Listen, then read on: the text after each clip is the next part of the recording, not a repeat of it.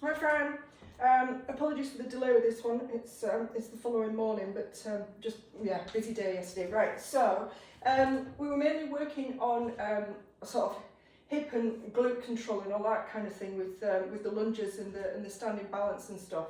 So having said that, we've got this standing balance exercise, fine, but the lunges, you might be better at taking the balance aspect out of it. In other words, so when you kind of come into this long lunge position, we're kind of like so. So you finish up kind of missing a lot of what we're trying to achieve around the hips. So chair, anything really that you've got that you could just use for balance. So I'm getting into that long lunge position. I'm going to turn sideways on so you can see. If I left leg back. So when you go back with the leg, you don't want to be across the body or behind. You want to be hip distance apart so that you've got this wider base of support. Chair's there for balance. Try not to use it to come in and out of the lunge. So as we said, when we lunge down, there'll be a little bit of forward motion. That's okay. Yeah, it's fine. But just aim for a relatively vertical front shin. Body upright, relatively vertical front shin. The whole foot is pressing down into the ground, but there's an emphasis on the heel. So the heel is going to give you the connection into the glute, and you really want to try and feel that as you come in and out of the lunge. I'm not going to do tons of these. You can press pause and do however many you want. As usual, you want to come to the point of fatigue. So when we talk about fatiguing, what it means is you get here and you're like, geez, I'm losing form, you know, I'm struggling, whatever, to get in and out of this movement. But you want to go to fatigue, coming deep into lunge, and then we'll switch sides. Now, so just as a reminder in terms of distance, if you are in a short lunge position, one that you can get your heel down at the back, there's nowhere to go apart from forward, yeah? So you want this length, and the way that you check the length is if you were down here in 90-90 and you came straight up, that would give you the length or the distance between your feet, if that makes sense, yeah? So same again on this side, coming down and pressing through. So for you, we've got this tendency when we're starting to work through the hips and glutes to be totally rigid through the neck and shoulders. And that might just be your body's way of compensating right now. And again, it's fine, you know, it is what it is. So you become aware of it, you try your best to release that tension and keep your arms and your neck and your shoulders and all that kind of stuff released or relaxed. But, you know, if things tense up, they tense up. We've just got something to work on. So while you're doing this, same thing again, we're keeping this sense of tucking under to keep a little bit of a sense of stretch here, and also so that you're not just arching into your lower back as you come down. So tucking and keeping that tuck. So there are your lunges, not exactly rocket science. When it comes to the standing balance then, again I'll turn sideways on. I would strongly suggest getting a mirror because you just can't feel when your standing leg is bending, right? So if I bring up my right leg, that's as high as I can get it myself, and my standing leg is completely straight. You can see what happens if I try and lift by tucking the pelvis and bending my leg. Yeah, straight leg. If you don't, stick your ass out, tucking under, bent leg. So this is your preferred position. It's the way that you stand. So part of it's habit, part of it's just, part of it's habit, part of it's the way that you built at this moment in time. So again, you don't know what you don't know. So we're going to go from here to shifting the hips back to come into a vertical leg. Once you've got that organised, you're going to pull the knee to the chest without shifting again. Yeah, so knee up to the chest without shifting.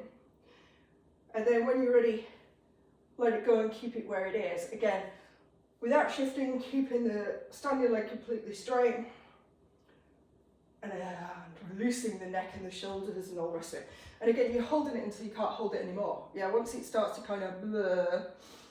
In fact, that's not a bad thing actually, I'll show you what I mean. Right, so do this side. So this now is my standing leg. I'm going to bring the leg up. Bring it up first without using your hands. So you can find your balance, make sure that you're not shifting forward. So even I'm shifting forward there, and I'm looking in the camera to make sure my leg's straight. I want to be here, it wants to be there.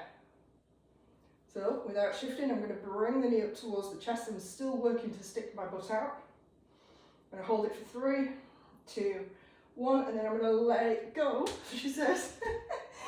Let it go and keep it where it is. Without shifting my weight. So again, I'm trying to shift that, I suppose, right hip back in space.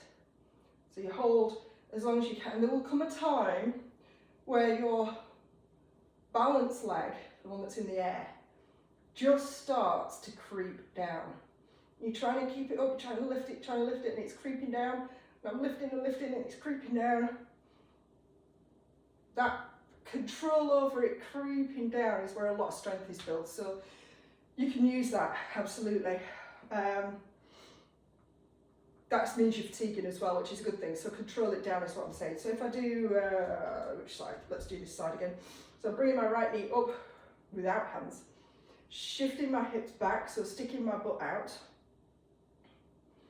Then using the hands to bring the knee closer to the chest. Hold for 3, 2, 1. Release. And hold. And it's just starting to kind of, it's like millimeters, it's teeny tiny as it kind of starts to drop. And you can stay here as long as you like, really. I suppose it's your balance that will dictate how long you can stay there.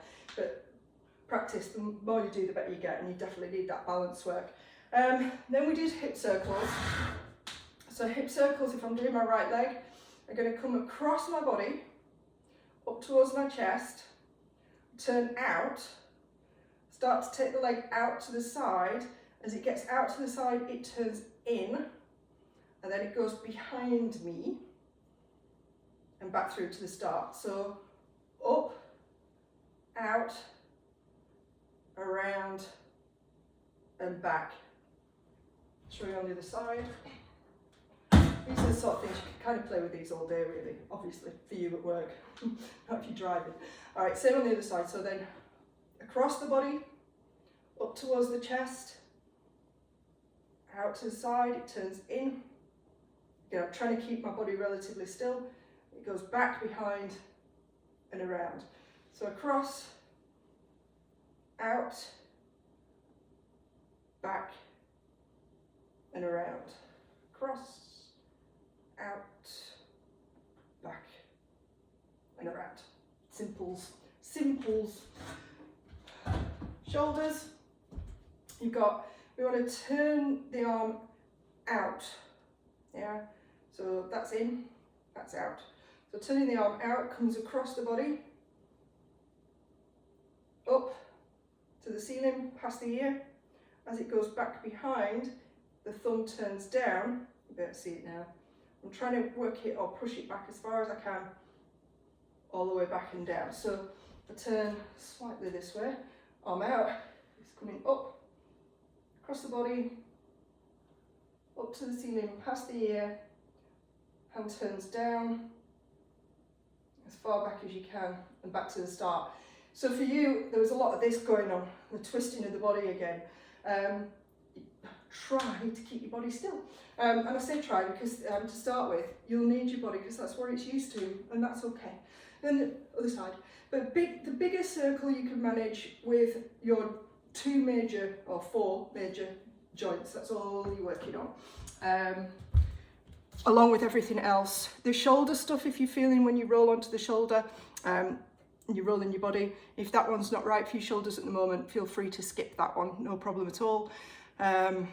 And yeah, have a play. Let me know how you get on. You've got my telephone number. Give me a shout or drop me a message. Let me know how you get on. All right, speak to you soon.